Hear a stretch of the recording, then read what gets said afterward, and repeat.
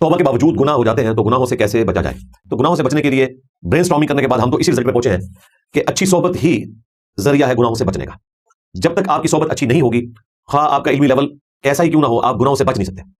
बुरे लोगों में बैठेंगे, अगरचे आपको गुनाहों की शनाख्त होगी, उसके बावजूद आप गुनाहों से बच नहीं पाएंगे। वो माहौल ही आपको खुद ब खुद इस तरफ ले जाएगा।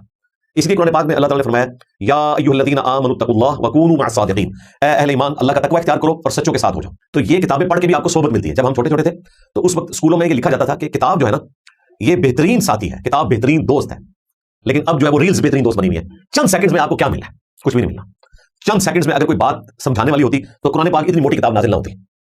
किसी की जिंदगी बदलनी है तो आपको सारे वसवसे सेटल करना पड़ता है। इसलिए हम भी कहते हैं कि हमारे चले शॉर्ट क्लिप्स जो लोगों ने बना दिए, चंद एक क्रिटिकल बातें उठा के, ठीक है वो इनिशियली किसी को तारुफ करवाने के लिए ठीक है, लेकिन जब आपने पूरे दीन को समझना है फिर आपको आके वीडियोस मुकम्मल देखनी पड़ेगी।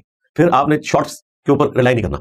जब तक आप दीन का पूरा मुकद्दमा नहीं समझेंगे, कभी कन्विक्शन आपके अंदर पैदा नहीं होगी। तो ये मैंने तफसीलन स्पेशली गुफ्तगू की कि अक्सर लोगों का सवाल होता है कि गुनाहों से कैसे बचे, तो अच्छी सोबत के जरिए।